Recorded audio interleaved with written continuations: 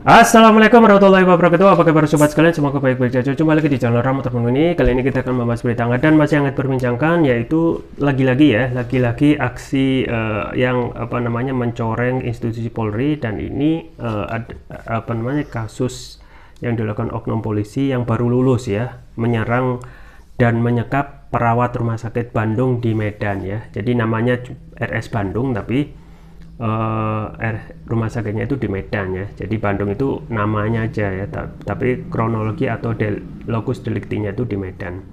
Ini ya yang tentu saja menjadi bertubi-tubi ya pukulan bagi kepolisian ya.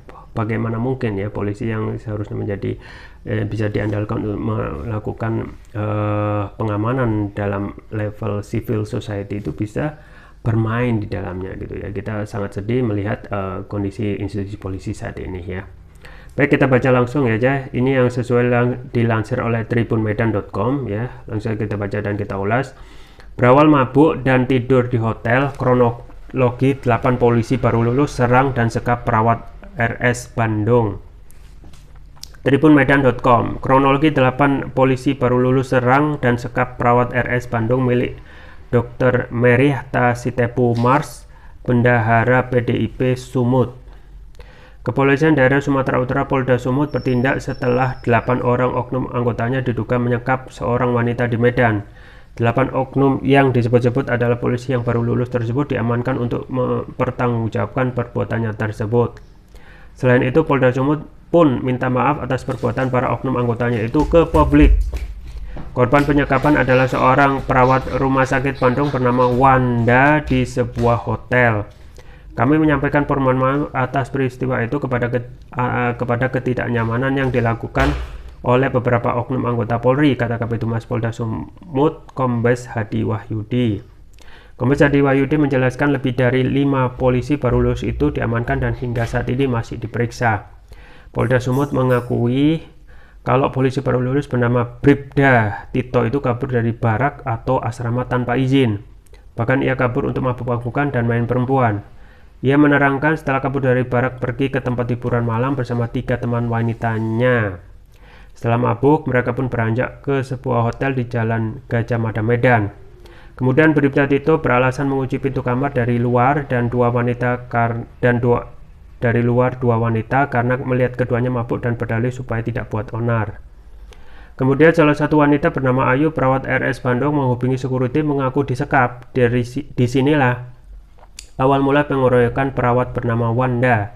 Saat mengeluarkan Ayu dari kamar hotel, ternyata sempat cekcok dengan Bribda Tito. Tak terima Ayu dikeluarkan dari kamar hotel, Bribda Tito mengabarkan ke teman-teman seangkatannya melalui grup WhatsApp. Kemudian beberapa personel datang dan mendatangi RS Bandung mencari perawat dan security yang mengeluarkan Ayu dari hotel. Pukul 5 kurang lebih 5 atau 6 orang itu mendatangi rumah sakit Bandung kemudian mencari salah satu perawat yang sempat cekcok mulut di hotel sebelumnya, dan di situ dilakukan pemukulan atau penganiayaan oleh 4 orang anggota Polri. Setelah itu mereka meninggalkan RS, ucapnya. Kombes Hadi Wahyudi mengatakan saat ini lebih dari 5 polisi baru lulus itu masih diperiksa. Polda Sumut janji akan menindak tegas baik etik maupun pidana. Kemudian dari peristiwa ini kita sudah melakukan tindakan tegas terhadap oknum tersebut ya. Kapolrestabes Medan Kombes Valentino Alfa Tatareda menempati janjinya menangkap 8 polisi berpangkat bribda yang diduga melakukan penyerangan di RS Bandung. Rumah sakit milik Bendahara PDI Perjuangan Sumut Meriahta Sitepu atau Tutut. Saat ini 8 polisi berpangkat bribda itu masih dalam pemeriksaan penyidik Polrestabes Medan. Adapun identitas Polri berpangkat bribda yang sekarang diperiksa Propam karena melakukan penyerangan, yaitu Bribda Tito, Bribda M. Faris, Bribda Daniel, Bribda Adil, Bribda Yosua Huta Gaul, Bribda Yogi Nainggolan, Bribda Abraham Pasaribu, Bribda Ihsan Siregar, Bribda Ahmad Ridho Pohan, Bribda Patriot ya. Kronologi penyerangan RS Bandung. Kronologi penyerangan RS Bandung yang diduga dilakukan 8 polisi berpangkat bribda itu bermula pada Minggu 6 November 2022 dini hari sekitar 1.00 WIB. Saat itu satu di antara pelaku bernama Bribda Tito Tampu Bolon diajak pacarnya yang bernama Debbie Hutapea untuk menenggak minuman keras di hiburan malam High Five Jalan Abdullah Lubis, Medan. Mendapat ajakan dari sang pacar, berdua Tito kemudian menemui mahasiswi Unimed bernama tersebut di H5 ya.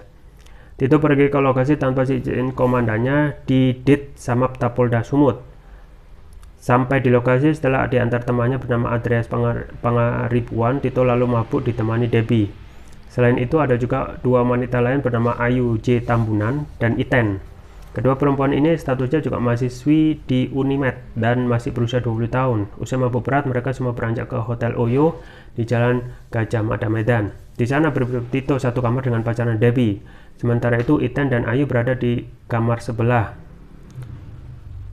Lantaran Iten dan Ayu berada dalam kondisi mabuk, Tito kemudian mengunci pintu kamar Iten dan Ayu. Merasa disekap, Ayu kemudian menghubungi temannya bernama Brema yang merupakan security di RS Bandung. Brema pun mengajak rekannya yang lain bernama Wanda Winata. Singkat cerita, setelah tiba di Hotel Oyo, Brema dan Wanda berusaha membuka pintu kamar Ayu. Saat inilah terjadi keributan antara security RS Bandung tersebut dengan Bribda Tito. Keributan kemudian berlanjut hingga ke RS Bandung. Bribda Tito yang baru saja lulus sebagai polisi menghubungi teman-temannya satu letting. Mereka kemudian melakukan penyerangan ke RS Bandung hingga security bernama Wanda Winata terluka parah akibat dipukuli. Jadi Wanda Winata itu laki-laki ya, Wanda Winata. Saat penyerangan terjadi, seorang polisi bernama Bribda Iksan Siregar sempat memamerkan baju dinasnya. Dari sinilah terungkap identitas masing-masing pelaku. Setelah kejadian, para polisi baru jadi ini lantas membubarkan diri. Ya sobat sekalian, jadi ini sekian kalinya ya, lagi-lagi ya oknum polisi itu ya. Kalau yang kemarin-kemarin itu melibatkan ya perwira tinggi ya, yaitu Pati Jenderal Bintang 2. Saat ini ya melibatkan oknum polisi yang masih awal ya, atau bribda ya. Jadi pangkat bintara yang paling bawah itu kan bribda ya. Kalau tamtama itu yang paling bawah barada gitu ya. Jadi ada, kalau tamtama itu barada ya, barada, baratu, baraka, abribda, abrib ya. Kemudian bintara itu bribda, bribtu, bribpol, bribka, kemudian aibda, aibtu ya, baru ke level perwira ya. Perwira pertama itu kan kalau nggak salah kompol ya, dan lain sebagainya. Jadi memang hal yang kita sayangkan ya sobat sekalian, karena memang mengingat baru pada rezim ini saja ya, kalau kita melihat zaman SBY itu tidak begitu kentara gitu ya. Apakah pada zaman SBY itu atau zaman sebelumnya itu memang belum masif media ya, penginformasian informasi melalui media, tapi wawalam ya. Tetapi baru kali ini ya kejadian untuk pelanggaran hukum yang dilakukan oleh polisi, dalam hal ini oknum polisi itu benar-benar masih bermunculan ya di mana-mana ya, seakan menemukan jalannya sendiri untuk mengungkap ya, apa itu diungkap ataupun mengungkapkan diri gitu ya. Belum selesai masalah yang benar-benar menjerat polisi, yaitu kasus Sambo, kemudian tragedi Kanjuruhan, kemudian juga kasus narkoba yang juga menjerat ya, dan sekarang lagi proses, yaitu Irjen Teddy Minahasa. Nah, kemarin juga ada pengakuan dari polisi yang sudah pensiun dini, yaitu Ismail Bolong, yang mengaku menyetor uang 6 miliar itu ke Kabareskrim. Itu pada video pertama yang viral. Kemudian muncul video klarifikasi dari Ismail Bolong bahwasanya itu ya, itu tidak benar gitu ya. Tetapi itu ya secara fitrah manusia ya, lebih kalau kita melihat track record polisi sekarang untuk illegal logging atau illegal mining, itu menjadi rahasia umum ya. Jadi mereka tetap ya, kemungkinan mayoritas netizen masih mempercayai pengakuan yang Ismail Bolong yang pertama gitu ya, bahwasanya memang terjadi adanya apa namanya setor uang gitu ya ke Kabareskrim. Nah ini juga terjadi lagi ya bertubi-tubi kasus penyerangan yang dilakukan oleh polisi ya, polisinya dalam kondisi mabuk ke RS Bandung di Medan. Jadi sobat sekalian, jadi jumlah polisi yang banyak itu ya, yaitu 430.000 ya. Ada saja gitu ya polisi-polisi yang memang berperangai tidak baik, dan juga ada juga yang masih menjalankan ataupun polisi baik gitu ya. Nah untuk oknum-oknum ini ya memang harus dilakukan tindakan tegas gitu ya. Kenapa? Karena mereka adalah yang nanti melakukan penegakan hukum ya di civil society ya. Jadi setelah ada pemisahan antara TNI dan Polri gitu ya, TNI menjadi dua ya, TNI tetap untuk menjaga keamanan negara, kemudian polisi untuk menjaga keamanan di civil society. Tetapi dalam prakteknya ya kita mendapatkan polisi itu cenderung melakukan tindakan yang juga represif gitu ya. Misalnya untuk kasus kilometer 50 itu yang saat ini belum terungkap, kita juga sangat menyayangkan gitu ya, kasus kilometer 50 ya yang juga melibatkan Satgasus ya. Satgasus sendiri sekarang juga tidak jelas gitu ya, dan sudah dibubarkan, padahal memang jangan dulu dibubarkan karena harus dilakukan investigasi secara komprehensif ya untuk kasus Satgasus ini yang benar-benar masih blur gitu ya. Dan ini adalah hikmah atau blessing in disguise ya, setelah adanya kasus FS ya, semua terbuka lebar gitu ya. Dan untuk kasus ini memang harus dilakukan investigasi yang sifatnya komprehensif, yaitu kinerja ya, investigasi kinerja dan juga investigasi anggaran dana gitu ya.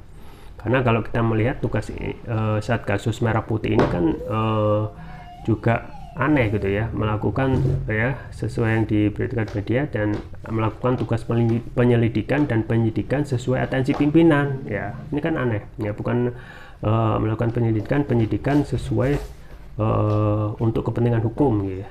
Ini untuk atensi kepemimpinan, artinya kalau itu menjadi atensi pimpinan ya ataupun keinginan pimpinan ya, walaupun itu tidak menghukum ya, ini bisa saja disalahgunakan ya oleh kepentingan masing-masing kelompok gitu ya.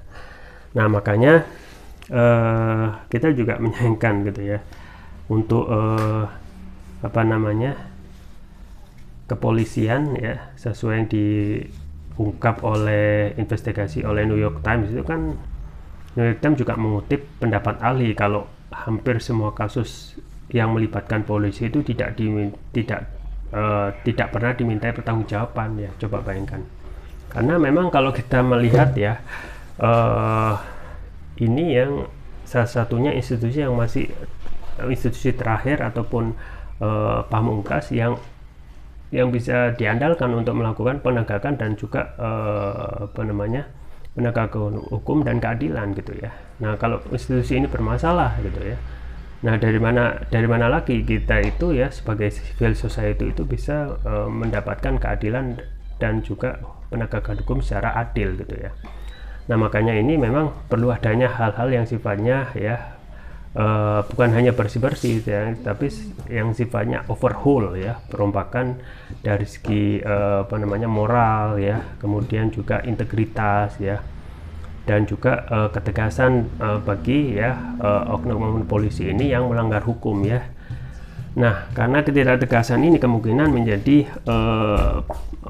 tindakan hukum atau pelanggaran yang dilakukan oknum polisi ini berulang terus menerus gitu ya. Jadi misalnya untuk pelanggaran yang dilakukan oleh perwira ataupun bawahan itu cepat sekali ya. Itu berbeda ketika yang melakukan pelanggaran itu adalah panglima tinggi atau pati ya, bintang 2 atau bintang 3, itu prosesnya lama gitu ya, bahkan bisa jadi hilang kalau tidak dikawal oleh publik. Ini kan persoalan ya.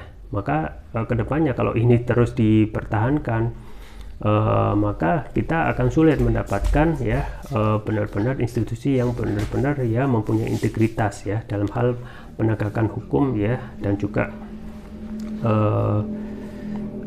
penerapan ya untuk mendapatkan keadilan ya.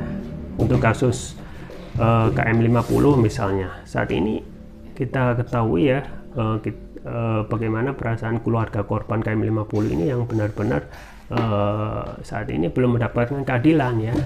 Pun juga untuk tragedi Kanjuruhan, coba bayangkan pada saat rezim ini saja gitu ya, nyawa meninggal ataupun nyawa hilang itu dianggap hal yang biasa gitu ya. KM50 ya, 6 laskar meninggal itu lewat gitu ya, tidak ada proses tegas ya. Bahkan kalau kita melihat tidak ada dalam kasus KM50 itu ya yang ditangkap gitu, yang ditahan gitu ya. Semuanya itu dilepas onslah, yaitu Bribda Yusmin Ohrea dan Fikri Ramadan gitu ya. Belum juga tragedi Sambo gitu ya, tragedi Kanjuruhan dan juga FS Ferdi Sambo ya. Dan kalau kita melihat seperti ini ya, untuk FS sendiri atau Ferdi Sambo kita tidak yakin nanti akan dikenakan hukuman yang seberat-beratnya, misal hukuman mati gitu ya. Maka ini benar-benar harus ada yang sifatnya overhaul secara totaliter gitu ya. Kalau enggak ya kedepannya akan terus permasalahan polisi itu akan muncul, dan kepercayaan publik terhadap institusi ini juga akan terus menurun gitu ya. Baik, kita harapkan ya kedepannya polisi ini menjadi lebih baik lagi. Itu saja yang bisa saya sampaikan, semoga bermanfaat. Jangan lupa like, share, dan subscribe. Sampai jumpa lagi. Wassalamualaikum warahmatullahi wabarakatuh.